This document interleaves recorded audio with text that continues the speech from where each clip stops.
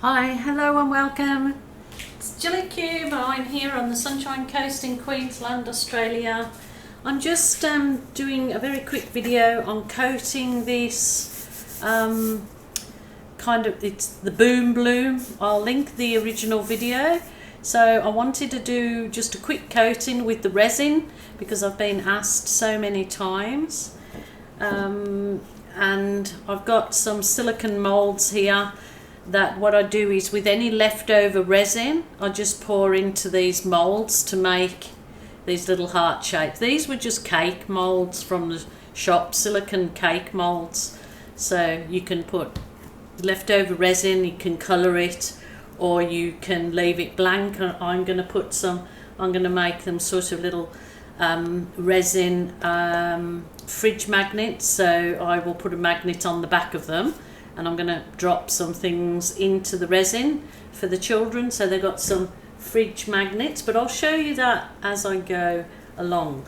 So I've got the just resin today, and part A and B equal parts, so you pour part A into B, so it's the hardener into the resin, and so it doesn't start to activate until you have put the part A into B.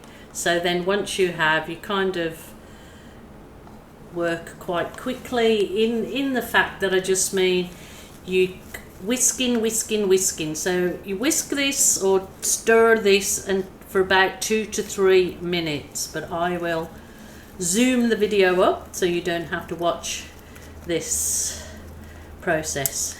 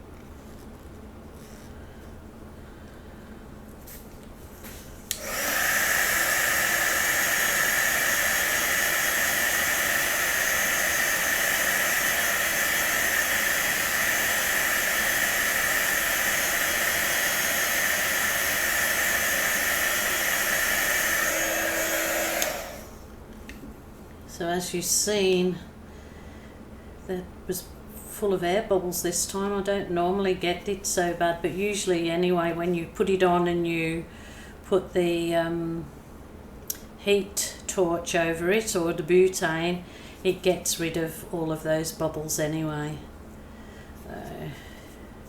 So pour a bit more on. I'm going to use my fingers because that's absolutely acceptable to, as long as I get rid of my gloves straight after.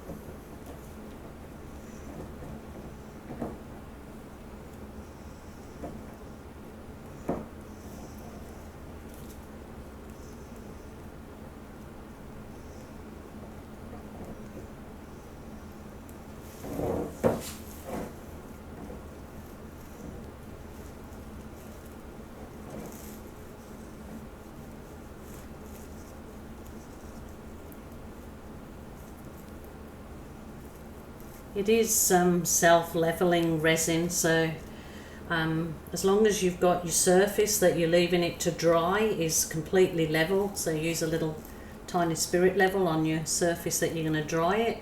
So if it's drying on a very flat surface, it will self-level. So that's beautiful.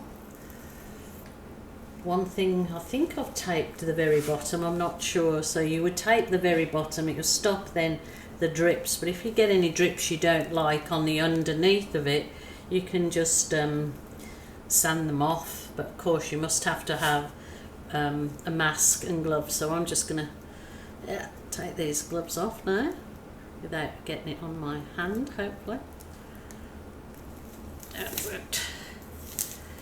Take them off, those can't be reused again, and then I'll go over with my that just takes any air bubbles out of the resin, and it just dries like glass, which I will show you at the end.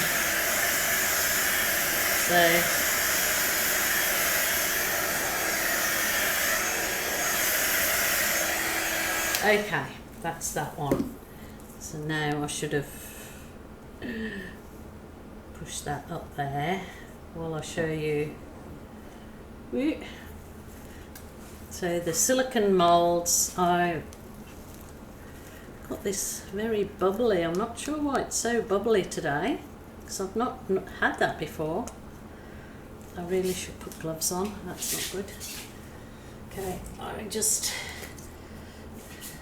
get my gloves and get this bit of resin that I've just got on my fingers, which I shouldn't have done, off with some alcohol. So if you have some isopropyl handy, it will get rid of any sticky residue you have. So I'll put some more gloves on right now, just to pour this leftover resin into these little heart moulds. So I'm going to do them with some little things in them, a little frog in there, and maybe a butterfly or two, and a little mermaid, so the grandchildren can put them on the fridge as fridge magnets. So I will, this will only do maybe one or two, so I'll pour the resin in. Put that one that's got that bit of glitter left in it. So this will do two. You can buy a packet of the little tiny square fridge magnet, so it's got sticky tape on the one side and then the little magnet on the other, or you can buy a sheet of magnetic that you can cut out to stick on the back, which I will hopefully show you. So that is that. I'm gonna take these away for a second and just put some heat on that because it's just full of bubbles today, which I don't normally get it like that, so it's usually very good, but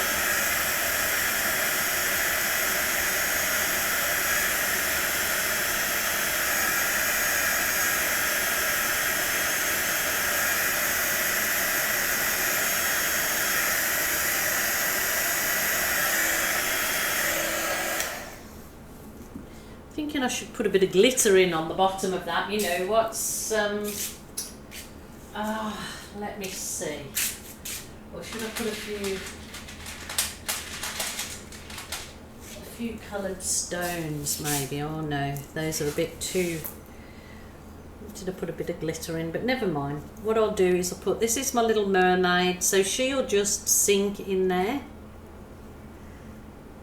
She'll sink below the resin. I'll put a couple of butterflies in this one. I will push these down with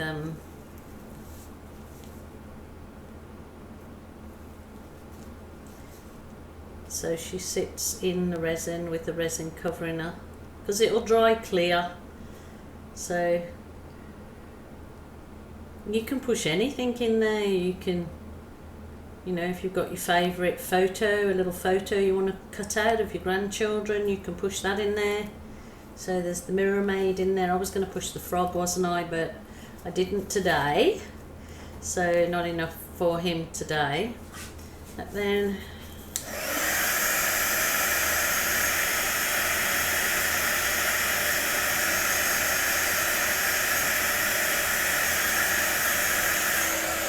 that's it. I will leave them to dry and I'll be back when I pull them out of the moulds. So this is the final finished and dried work. It's got a lovely resin coat on it. Sorry about the reflection. Okay. It's got a lovely shine.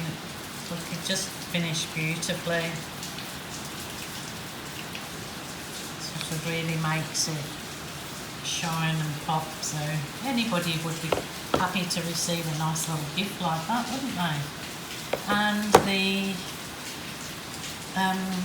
leftovers that I poured in that resin mould, there they are. So they're a nice little gift. You can put the fridge magnet on the back.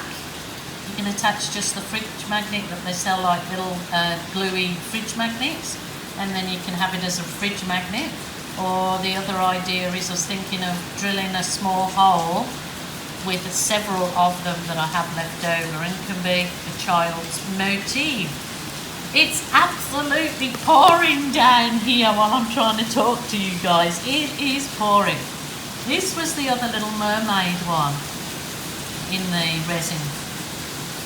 So, again, can put the little magnet on the back. And they're really nice, you know, to just, or you can, yeah, do that, or again, you could put a hole and have it as a key ring, you know, attach a key ring chain to it.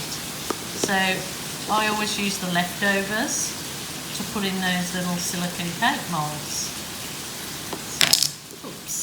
So that's my little effort for today. So I hope you enjoyed that. Give you some ideas how easy resin coating work is. It's not as scary as you may think. So until tomorrow, my friends, I'm going to go out and watch the rain. So until tomorrow, bye for now.